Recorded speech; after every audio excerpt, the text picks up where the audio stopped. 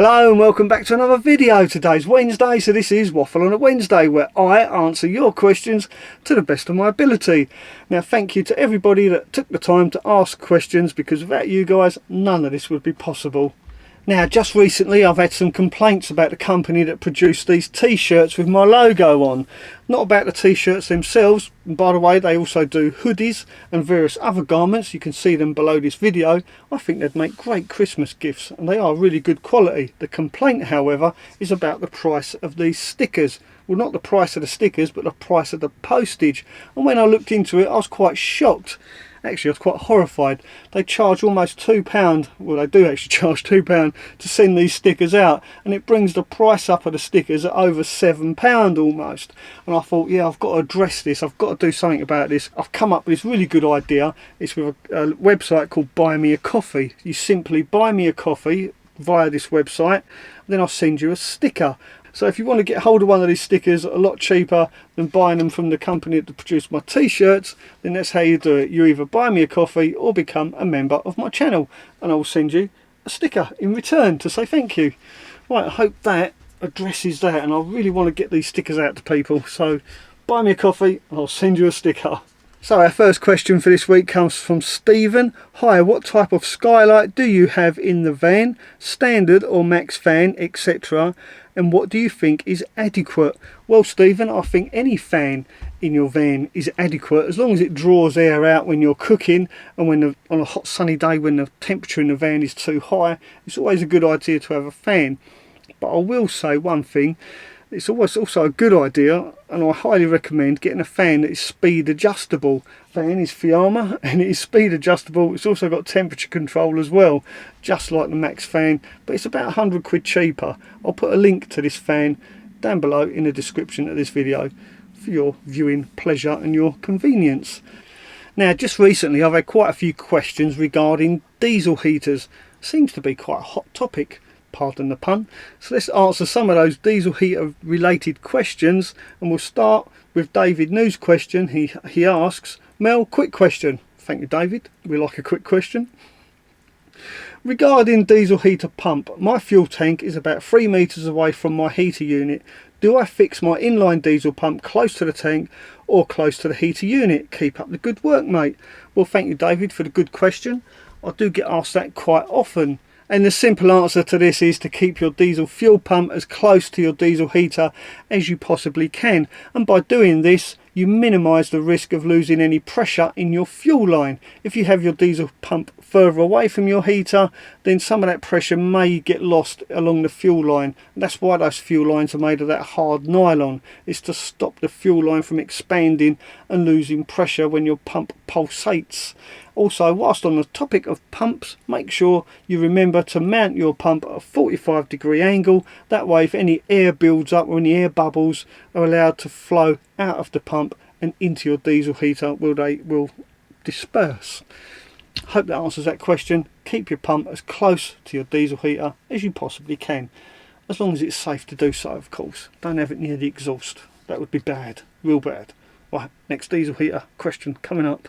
Now I have two more diesel heater related questions that both kind of go hand in hand, so I'll read both questions out and then we'll answer them. The first question comes from Paul Calvert. Hi Mel, loving the videos, hopefully getting a van next year to convert. I have a question about the diesel heaters. Could I run one on red diesel, or do I have to use normal diesel? Sorry if it's a daft question. Actually, it's not a daft question, it's a really good question. I'll come back to that in a minute. The other question, which is also related to fuel, is from Mark Wilkinson. Another good vid. Thank you, Mark, very kind of you. A small query though. Some forums recommend a fuel tank with the filler cap at one end, or are you piped straight to the van's fuel tank? Cheers, Mark. So basically what Mark's saying is that some forums recommend having the fuel tank with the filler in the corner, whereas opposed to the one that's in the middle like mine. Well, I think the easiest way to answer this question is to take you to the back of my van underneath my bed, and I'll show you what diesel fuel tank I use. Bear with me, I'll just go to the back of the van. Okay, so here we are underneath my bed at the back of the van. This is where my diesel tank for my nighttime heater sits. This is a 15 litre tank. I got it off eBay. I will try and find the seller that I got this from, and I'll put a link in the description of this video where I brought this tank from. And the reason I brought this tank is because I like to draw the fuel from the top of the tank as opposed to the bottom of the tank.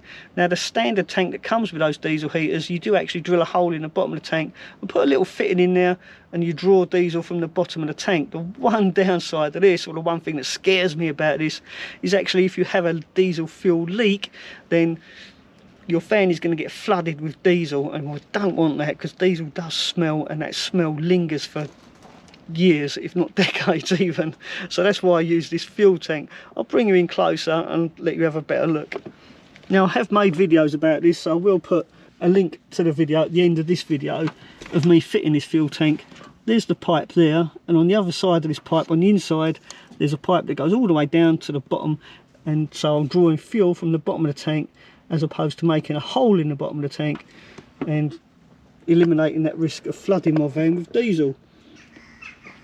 And another nice thing about this tank is this lid is so big, it really is big. You can get your hand inside, get it up and around to do the nut up on that standpipe. Just makes it that much easier.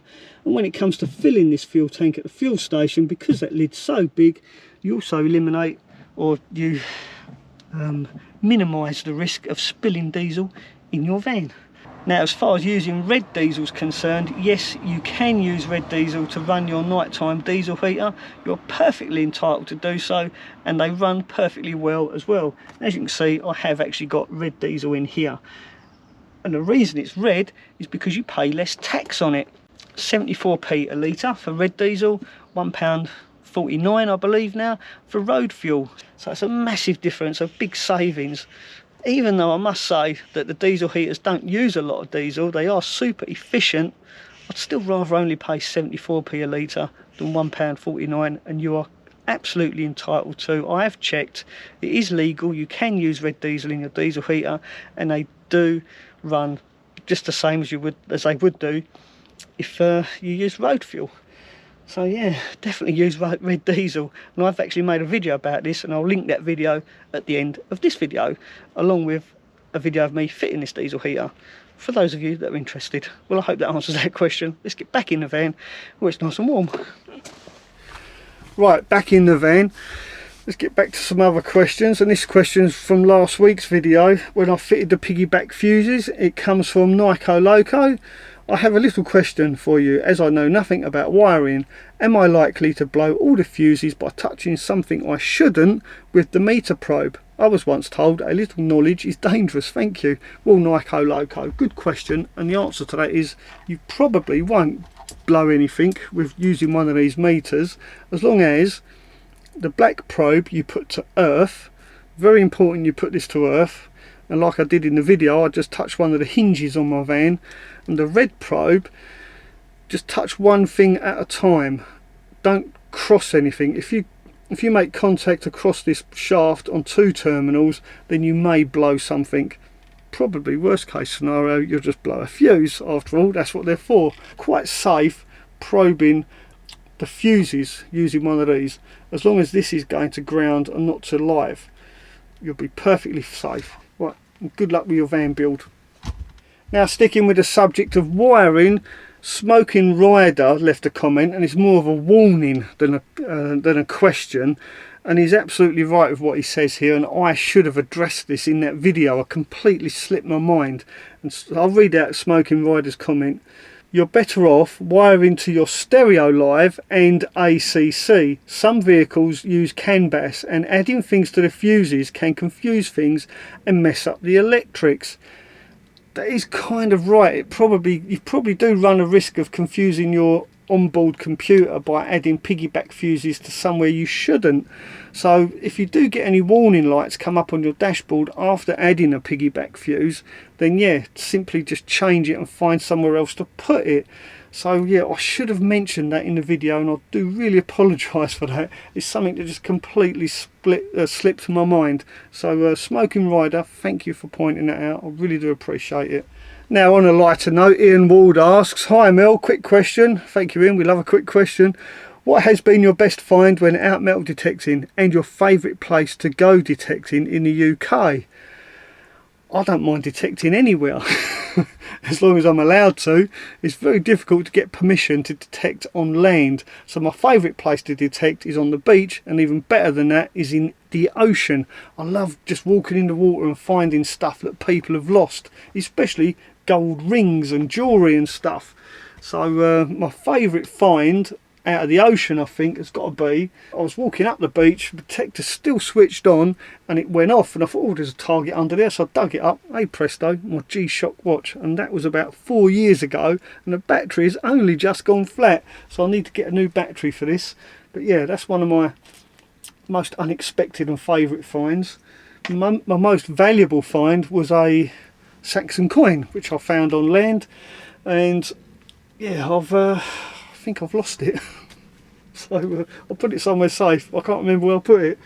I hope that answers that question, and I do hope to get out and do some metal detecting very soon.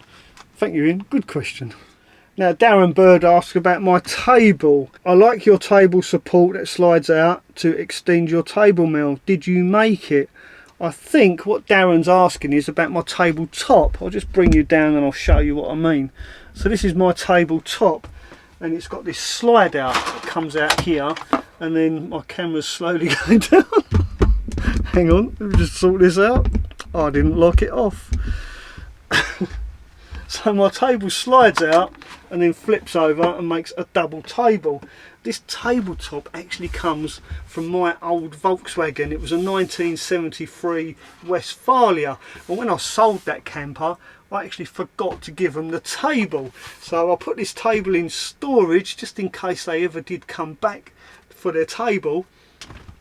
I put it away somewhere safe. So when I built this van, I thought, I've got a tabletop somewhere knocking around. Oh, sorry about that. So that's where this table comes from. It's from an old Westphalia, and yeah, it's 30 odd years old.